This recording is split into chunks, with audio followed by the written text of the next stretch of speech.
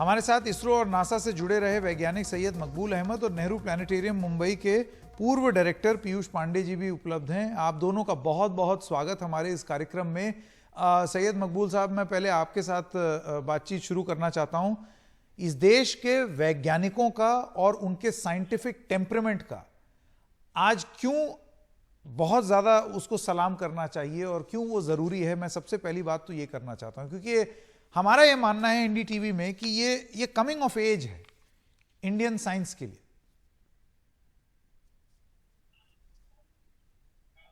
मकबूल साहब, मेरी आवाज आ रही है? 2 में गिर चुके थे। गिरने के बाद हाँ, आपकी आवाज आ रही है। मेरी आवाज आप आ रही है? जी जी, बताएं। हाँ, मेरी आवाज आ रही है आपको? जी जी जी, बताइए। हाँ जी। हाँ, तो ये बात है कि गिरने के बाद संभलना, और खासतौर से ऐसा इत्तेफाक है कि आप उस इंसान से बात कर रहे हैं जो चंद्रयान 1 में मास स्पेक्ट्रोमीटर एक बना था मून इम्पैक्ट प्रोब में, और वो मास स्पेक्ट्रोमीटर बनाने वाला मेरी टीम थी, हम लोगों ने बनाया था। तो आज इतना फख्र हो रहा है कि आज एक नहीं बल्कि 3 और 2 5 इंस्ट्रूमेंट वहां पर चंद्रमा पे उतरे हैं। इन C2 मेजरमेंट करेंगे जो कि कभी भी इस किस्म के एक्सपेरिमेंट्स हुए नहीं थे। इतनी सारी जानकारियां मिलेंगी, एक एक इंस्ट्रूमेंट के बारे में हम चर्चा कर सकते हैं आज। वो जब आप चर्चा चलेगी तो हम बताएंगे। बहुत बड़े फख्र की बात है। आपके सवाल का अगर सही जवाब दूं तो पहला जवाब। जी बिल्कुल। मकबूल साहब, मैं वापस आऊंगा, एक बार पांडे जी से भी पूछ लें।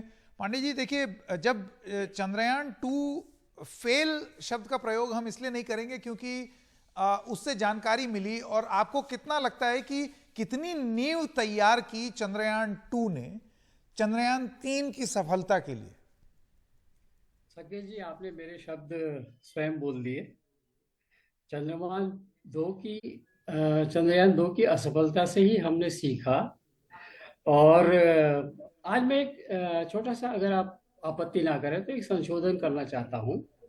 जी जी, हमारा जो चंद्रयान 3 चंद्रमा पर लैंड किया है, वो चंद्रमा के प्रतिपृष्ठ, जिसको डार्क साइड कहते हैं, जो पृथ्वी से नहीं दिखाई देता, ये वहां लैंड नहीं किया है।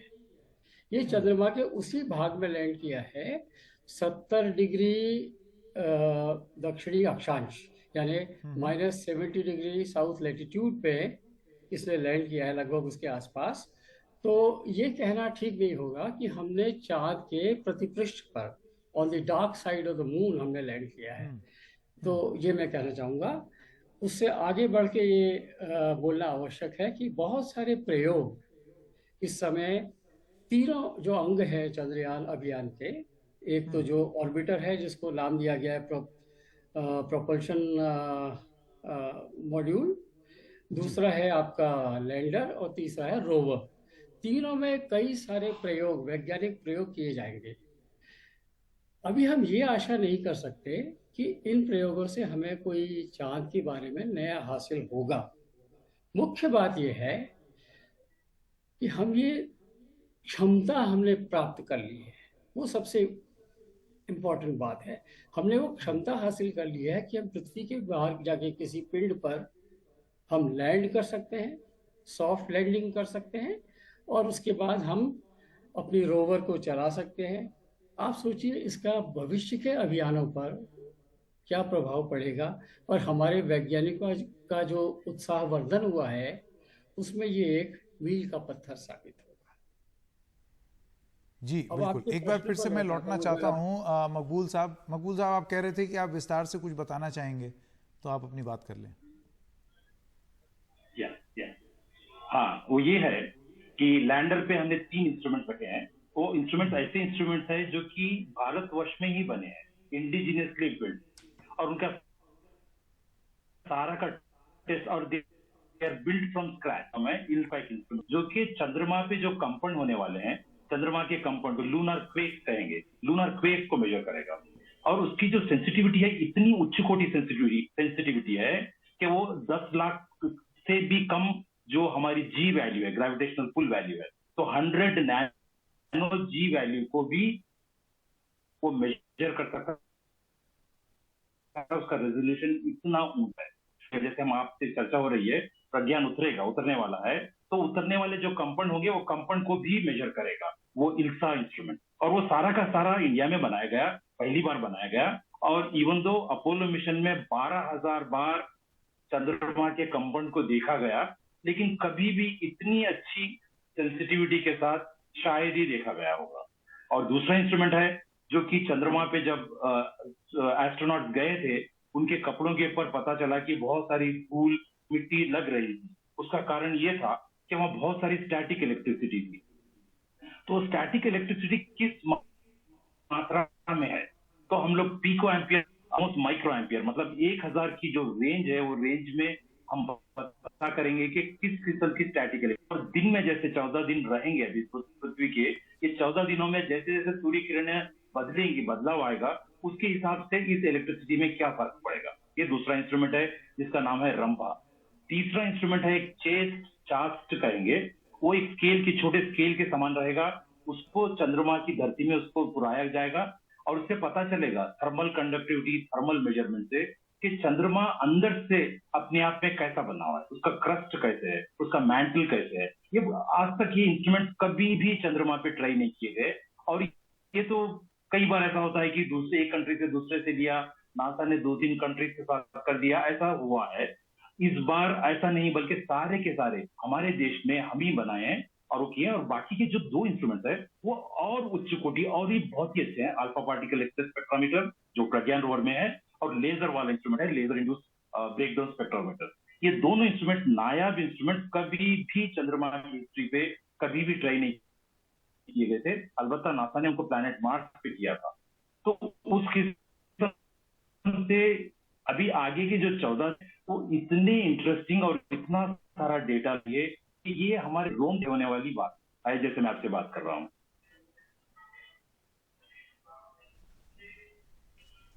जी पांडे जी, मैं वापस आपके पास आऊं और मैं आपसे ये जानना चाहूंगा कि आपने ये बोला कि एक सक्सेसफुली लैंड करना ये हम लोगों ने हासिल कर लिया है। आगे चल के इंटरनेशनल कोलैबोरेशन के साथ इस मिशन से क्या सीख ले सकते हैं और क्या हासिल कर सकते हैं?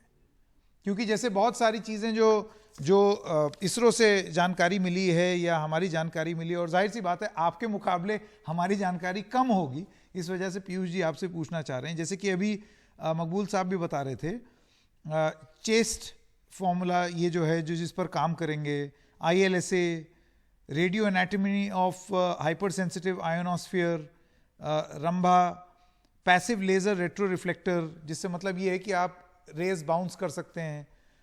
ये सब चीज़ें अगर विज्ञान के दृष्टिकोण से देखी जाएं तो कितनी अहम है, कितनी ज़रूरी है और आगे की नींव कैसे रख सकती हैं?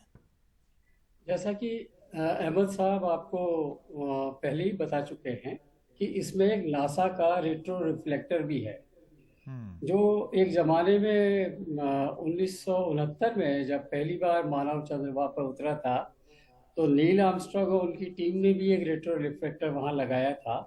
और उसका उद्देश्य यही था कि पृथ्वी से एक लेज़र रश्मि उसमें भेजी जाएगी और वो वहाँ से टकरा के वापस आएगी, तो उसके ज़रिए प्रकाश की गति के अनुसार दूरी का सही आकलन किया जा सके। इस बार इसकी पुनरावृत्ति नासा क्यों कर रहा है? आखिर हमको चंद्रमा की दूरी इतनी परिशुद्धता से, इतनी एक्यूरेटली हमको क्यों चाहिए, ये मुझे नहीं पता, पर ऐसा किया जा रहा है। तो नासा का एक पेलोड है। और सबसे बड़ी बात जो है संकेत जी, वो ये रही है कि अगर आप इस आज की उपलब्धि और लूना 25 की जो एक खराब घटना हुई उसके साथ, वो दुर्घटनाग्रस्त हो गया, दोनों में अगर एक आप परस्पर तुलना करें, एक बात रही, हमारे चंद्रयान 3 की जो ट्रैकिंग हुई पूरे रास्ते में, चाहे पृथ्वी के गिर्द अथवा चंद्रमा के गिर्द, उसके लिए पूरी पृथ्वी पर डीप स्पेस नेटवर्क ने, जिसमें बहुत सारे देश, नासा और ESA सब संबद्ध हैं, उन्होंने बहुत रोचक भूमिका निभाई। तो ये बात ज़रूर है कि जब हम चंद्रमा की कक्षा में पहुंच गए तो हम एक पोलर ऑर्बिट में चले गए और उसके नीचे चंद्रमा घूमता रहा। तो ठीक है, हम चाहते तो हम कहीं भी लैंड कर सकते थे उस पोलर ऑर्बिट में, पर हमारा ये निर्धारित स्थल था। सबसे बड़ी बात है कि निर्धारित स्थल पे बिल्कुल वहीं पर 2.4 × 4 किलोमीटर के क्षेत्रफल में सही स्थान पर लैंड करना, उसका ऑटोनोमस मोड में चयन करना, ये सब बड़ी बात है। तो आपका जो प्रश्न था उस पर वापस आता हूँ कि अब ये लगता है कि हमने आर्टेमिस संधि में हस्ताक्षर किए हैं अमेरिका के साथ, नासा के साथ, और भविष्य के दिनों में जो भी अभियान होंगे उनमें सबसे बड़ी बात ये होगी कि भारत का एक अमूल्य योगदान संभवतः विश्व के देश चाहेंगे।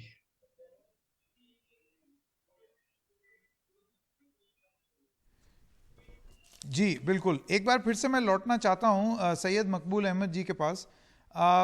मकबूल जी, अभी हमने बात की कि आगे इससे क्या हासिल करेंगे, इससे क्या आगे उपलब्धियां हो सकती हैं, क्या ज़्यादा जानकारी मिल सकती है। मैं आपसे ये जानना चाहता हूं कि ये तो चंद्रयान 3 मिशन है, इससे कितनी उम्मीद जगती है और कितना और आगे काम हो सकता है और बल मिल सकता है और आगे इसरो के जो मिशंस हैं उनको। बहुत बहुत सही सवाल, बहुत अच्छा सवाल आपने पूछा। अगर आप देखते हैं तो मैं पीछे आपको ले जाऊंगा। चंद्रयान 1 में जब हमने किया था 11 इंस्ट्रूमेंट हमारे पास थे, लेकिन हमारे पास बिल्कुल क्षमता नहीं थी कि वो 11 के 11 इंस्ट्रूमेंट हम बनाए। उसमें से 6 इंस्ट्रूमेंट हमने कहा कि भाई नासा वालों से 2 लिए, यूरोपियन स्पेस 1 लिए, जाक्सा से 1 लिए, और जर्मनी और दूसरे छोटी छोटी कंट्री से भी हमने एक एक इंस्ट्रूमेंट करके लिया। तो हमारे सिर्फ 5 ही एक्सपेरिमेंट थे। जब हम चंद्रयान 2 में गए, जब मोर और लेस हमारे 14 से 15 इंस्ट्रूमेंट हमारे खुद के थे। अभी चंद्रयान 3 में जो जितने भी 7 इंस्ट्रूमेंट है, नासा का जो रिफ्लेक्टोमीटर है वो अलग चीज, उसको हटा दें आप, तो बाकी के 6 इंस्ट्रूमेंट जिस तरीके से इंडिजिनियसली बिल्ड करके डीप स्पेस के लिए हमने बिल्ड किया, और आज हमने इतने सोफिस्टिकेटेड और इतने, मतलब एक हफ्ता पहले सोमनाथ जी ने एक लेक्चर दिया, उसमें कहा उन्होंने 3 अगर सिनारियोस बनते हैं जिसमें सेंसर फेल हो रहा है, लॉजिक फेल हो रहा है, सिर्फ अगर आपका जो रेट्रोमोटर काम करेगा, वेलोसिटोमीटर काम करेगा, तो हम उसको ले जाकर चंद्रमा के दक्षिण ध्रुव पे उतारेंगे। तो ऐसा ही करके उन्होंने दिखाया। तो ये जो कॉन्फिडेंस था इंजीनियरिंग वाला, और कल की तारीख में अगले 2 हफ्ते में जो इंस्ट्रूमेंट से साइंस होगी, ये दोनों चीजों को आप इंडिया के साथ जोड़ेंगे तो इंडिया एक बहुत ही reliable frugal engineering and very reliable planetary exploration का एक्सपर्ट बनेगा। ये मेरी भावना है।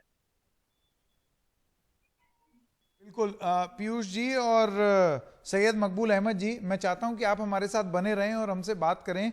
वो इसलिए भी क्योंकि बात रोचक है, और दूसरी चीज, अब से कुछ ही देर में इसरो कुछ तस्वीरें रिलीज करने जा रहा है जो उस समय लम्हा था लैंडिंग का, और जो तमाम तस्वीरें हैं वो आज रात भर में या कल तक वो तस्वीरें आती रहेंगी।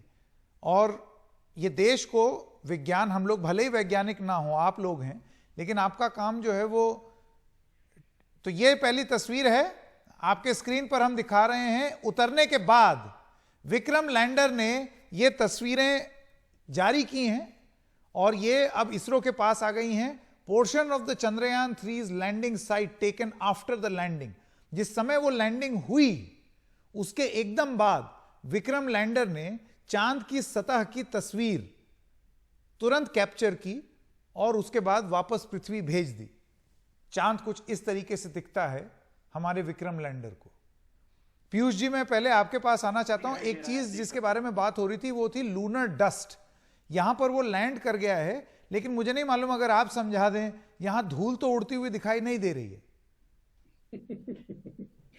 जी, धूल उड़नी भी नहीं चाहिए, ना झंडा हमारा लहराना चाहिए, क्योंकि धूल जब पृथ्वी पे कोई वस्तु गिरती है और धूल उड़ती है तो हवा की वजह से उसका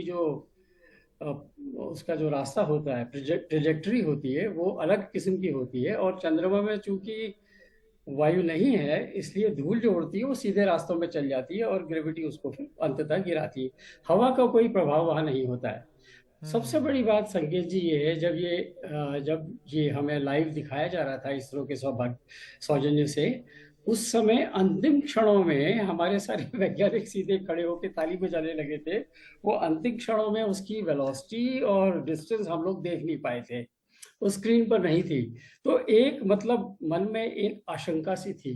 पर इन तस्वीरों ने सबसे बड़ी बात जो ये की है कि जो डॉक्टर सोमनाथ कह रहे थे कि हमने वो रिडंडेंसी, वो आपातकालिक क्षमता चंद्रयान में उत्पन्न की है। अगर वो सही दूरी का आकलन नहीं भी कर पाता है, अगर तेजी से भी गिरता है, तो वो इतना सुदृढ़ है कि वो अपने पांव पर खड़ा रह सकता है। और दूसरे, इसने ऑटोनोमस मोड में जाकर जो चंद्री धरती की पड़ताल की और पड़ताल करने के बाद एक सुरक्षित स्थान खोजा, वो साफ साफ इस दृश्य में दिखाता है कि इन्होंने बहुत सही स्थान खोजने में हमारा चंद्रयान अपने आप जो क्षमता थी ये सबसे बड़ी बात आर्टिफिशियल है। इंटेलिजेंस की कहना चाहिए, उसमें ये समर्थ हुआ।